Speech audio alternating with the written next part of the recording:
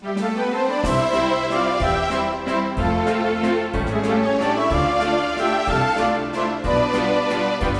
waktu yang ini nih, kami persilakan kepada Dr. Juni untuk memberikan materi. Selamat pagi Bapak Ibu, Saudara sekalian. Peringatan Hari Ginjal Sedunia itu sudah dimulai sejak tahun 2006. Program dari Hari Ginjal Sedunia ini tujuannya untuk mengingatkan tiap orang awam itu untuk kembali sadar bahwa ginjal itu mempunyai peranan yang sangat penting dalam tubuh manusia. Penyakit ginjal ini yang paling ditakutkan adalah gagal ginjal kronik yang sudah stadium akhir. Seperti kita ketahui, stadium akhir itu ujungnya akan berakhir dengan kalau nggak cuci darah, yang kemarin Pak Beni bilang jangan bilang cuci darah lah, menyeramkan. Jadi membuang racun dan menarik cairan, membuang cairan. Karena kalau sudah stadium akhir, kencingnya nanti akan berkurang dan bahkan tidak ada kencing. Itu yang paling ditakutkan.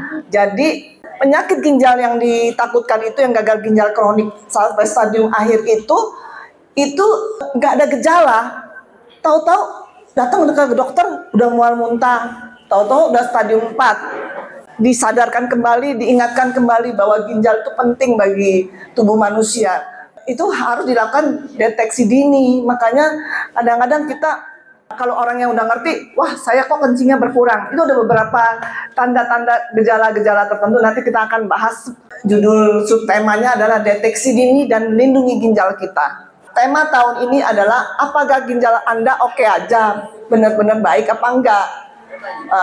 Tujuannya yang subtemanya adalah menekankan pentingnya deteksi dini. Apa sih deteksi dini itu? Jadi deteksi dini itu adalah kita melakukan pemeriksaan yang sederhana aja. Tapi sebelum melakukan pemeriksaan kita harus tahu dulu kira-kira apa aja gejala-gejalanya penyakit ginjal ini. Tanpa kita sadarin mungkin nggak taunya itu bagian dari penyakit ginjal. Salah satu contohnya sering kita dapati adalah pasien datang dengan mual muntah. Kalau mual muntah, sakit ulu hati, orang kan berpikir itu adalah mah, ya kan Bu? Sakit mah. Tapi kalau udah berhari-hari, lebih dari 2 minggu, kok sakit mah saya nggak sembuh-sembuh? Wah, udah mulai curiga kan? Apakah saya ini ada sakit batu empedu kah? Yang kedua, apakah ada lever sakit kuning? Belum tentu sakit kuning, tapi awalnya biasanya didahului dengan adanya mual muntah. Tiap mau makan muntah, terus ngeliat makanan mau muntah. Tapi ini udah berlangsung berhari-hari, 2 minggu lebih, hampir sebulan, kok muntah terus? Nggak benar, berarti ada sesuatu something wrong. Kan? Jadi kita lakukan itu. Nah, kita harus tahu apa aja gejala-gejala dari orang sakit ginjal ini.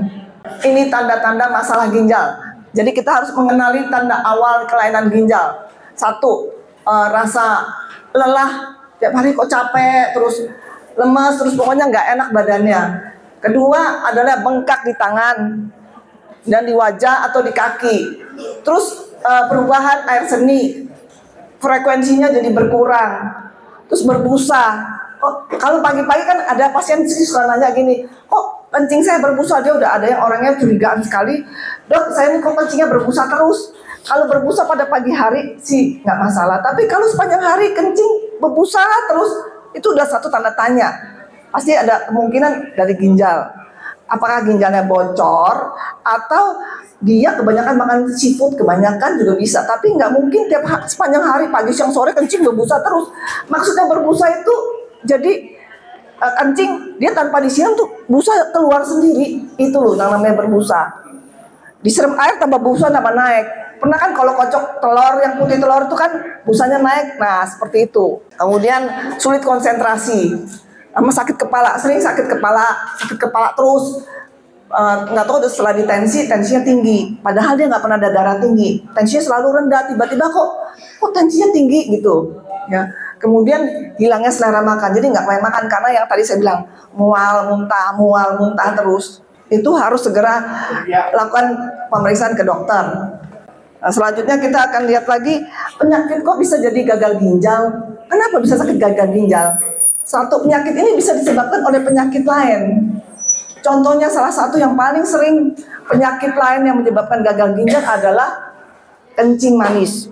Hati-hati yang pengidap kencing manis itu bisa menyebabkan kalau nggak terkontrol. Orang kan kadang-kadang datang ngobrol, saya nggak apa-apa tuh gulanya tinggi tapi saya nggak ada gejala. Lemes enggak, kesemutan enggak, gatal juga enggak. Pokoknya oke-oke aja. Itu jangan salah. Nanti selama beberapa tahun, 5 tahun kemudian mulai berasa dia. Nanti kaki mulai bengkak gitu. Kemudian yang penyakit yang kedua adalah darah tinggi. Orang-orang yang darah tinggi biasanya juga nggak terkontrol karena mereka punya mitos gini, kalau minum obat darah tinggi nanti ginjal saya malah rusak. Darah tinggi yang nggak terkontrol itu lama dalam waktu 5 tahun dia akan menyebabkan jantung bengkak. Sebentarnya gejalanya apa? Orang kalau jalan sebentar, oh saya capek ya, naik tangga yang biasanya dia cepet naik tangga dia menges. Berarti ada masalah, nanti darah tinggi itu akan menyebabkan jantungnya bengkak. Karena jantung itu nanti akan berhubungan dengan ginjal. Darah yang mengalir dari jantung kan akan ke ginjal. Itu akan merusakkan pembuluh darah di ginjal. Lama-lama ginjalnya merusak, jadi mengecil. Selain itu, selain penyakit lain, ada juga mungkin gaya hidup. Makan makanan, minum yang nggak benar, nggak pernah minum air putih, atau minum minuman yang berwarna, ngopi nggak pernah minum air putih, juga nggak bagus. Itu akan gaya hidup yang itu nggak akan menyebabkan gangguan ginjal juga. Selain itu juga penyakit dari ginjal itu sendiri. Misalnya dia ada batu ginjal, itu juga bisa menyebabkan gagal ginjal. Jadi tujuannya pengarahan ini tujuannya adalah mencegah untuk supaya jangan timbul sakit gagal ginjal kronik yang di akhir itu ujung-ujungnya harus buang racun, cuci darah itu ya. Penyakit ini kan kalau bisa dideteksi lebih awal, tujuannya nanti jadi bisa dicegah gitu. Misalnya dia udah masuk dalam stadium 2, kita bisa dicegah jangan sampai stadium 5 cepat sekali langsung cuci darah. Jadi kita bisa bertahan sampai ada yang bisa sampai 16 tahun sampai 25 tahun dia masih bertahan dengan nilai ginjal kreatininnya itu cuman di situ-situ aja, nggak naik, nggak berubah. Kemudian ini gejala-gejalanya. Tadi kan penyakit-penyakit apa aja yang bisa menyebabkan gagal ginjal. Bagaimana mendeteksi ginjal itu sehat apa enggak? Kan tadi udah tahu bahwa ginjal yang sehat itu, yang tidak sehat itu ada keluhan-keluhannya tuh enggak terlalu bergejala, kita nggak sadari, tahu-tahu udah stadium 4. Oleh karena itu dilakukanlah pemeriksaan apa yang dilakukan secara screening ini. Yang sederhana adalah tes darah. Apa aja tes darah untuk menilai fungsi ginjal, yaitu namanya kreatinin. Diambil dari darah untuk ambil kreatininnya. Kemudian berikutnya adalah tes urin, tes kencing. Jadi nanti diambil air seninya. Untuk dinilai apa aja yang dilihat pada air seni itu adalah adanya protein. Kira-kira Ibu tahu ya protein? Dan tadi saya bilang, kencingnya berbusa, itu untuk menentukan adanya protein dalam air seni. Jadi ketahuan, ternyata air seni saya yang berbusa itu adalah protein yang keluar dari ginjal, bocor. Kalau kelamaan didiamkan bertahun-tahun kakinya bengkak. Terus nanti perutnya bengkak. Habis itu sesak napas. Jadi tujuannya dia screeningnya seperti ini. Paham ya? Jadi lakukan screeningnya yang paling sederhana adalah tes darah sama tes kencing aja. Kemudian tadi kan penyebab penyakit ginjal bisa karena darah tinggi. Jadi untuk deteksi dini kita ukur tekanan darah. Kalau misalnya nggak bisa ke rumah sakit, ke puskesmas, dites darah yang normal 120/80. Tapi untuk usia di atas 60 boleh 130, 140 boleh. Tapi bawahnya 80. Ya. Oke. Kemudian cek kesehatan. Ya, kalau misalnya yaitu cek kesehatan apa? Yaitu kalau misalnya ternyata pas sudah dicek nggak tahu kencing manis. Padahal keturunan nggak ada. Mungkin yang dari gaya hidup. Sering makan, ngemil-ngemil terus. Kalau misalnya udah ada kelainan, segera ke dokter, ke rumah sakit untuk mencegah supaya jangan sampai berlanjut. Jangan sampai didiamkan aja nanti naik ke stadium yang lebih lanjut. Ada beberapa penyakit ini, salah satunya kencing manis yang bisa menyebabkan gagal ginjal, darah tinggi, kemudian penyakit jantung bawaan, jantungnya bocor, jantungnya bengkak gara-gara darah tinggi, jantung jadi bengkak. Itu juga gagal ginjal sama kegemukan. Jadi hati-hati yang kegemukan ini, karena dia akan pengaruhnya banyak. Dia akan jadi sindrom metabolik. Bagaimana kita tahu gemuknya? Berdasarkan tinggi badan dengan berat badan. Nanti diukur namanya indeks massa tubuh. Kalau lebih daripada 29, 25 aja udah masuk gemuk. Lebih dari 29 obes. Bisa penyakitnya itu banyak sekali. Kemudian yang terakhir adalah riwayat dalam keluarga yang punya gagal ginjal, ada penyakit ginjal, misalnya ada sakit batu ginjal, adanya kista di ginjal yang banyak, itu juga nanti ujung-ujungnya akan jadi gagal ginjal kronik. Ya, oke. Nah, udah tahu kayak gini, jadi kita harus apa yang harus kita lakukan? Kalau kita orang awam yang sehat, apa aja yang kita harus lakukan? Ada 8 golden, ada 8 rules.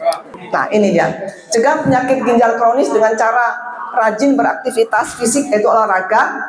Olahraganya kalau udah usia di atas 50, nggak usah lagi yang kardio. Kardio itu yang loncat-loncat, itu nggak perlu lagi. Yang olahraga biasa, jalan kaki cepat, jalan aja. Kurang lebih 30 menit selama 5 hari dalam 1 minggu.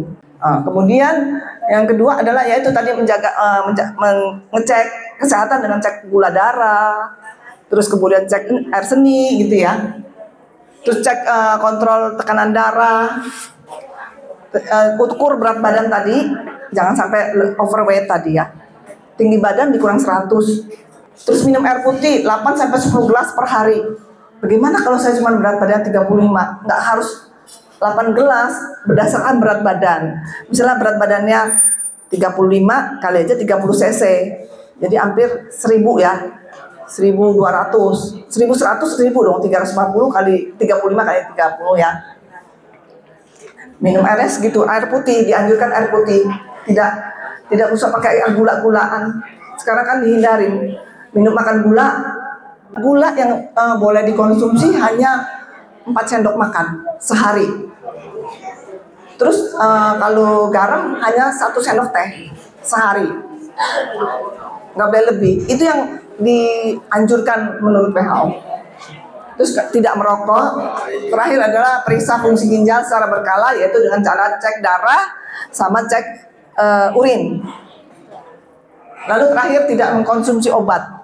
Obat apa yang dilarang? Obat anti nyeri. Obat anti nyeri seperti asam mefenamat, ibuprofen, kalium diklofenak itu boleh dipakai, tapi tidak boleh lebih dari 1 bulan. Dia dibatasin sampai seminggu kalau sakit sekali.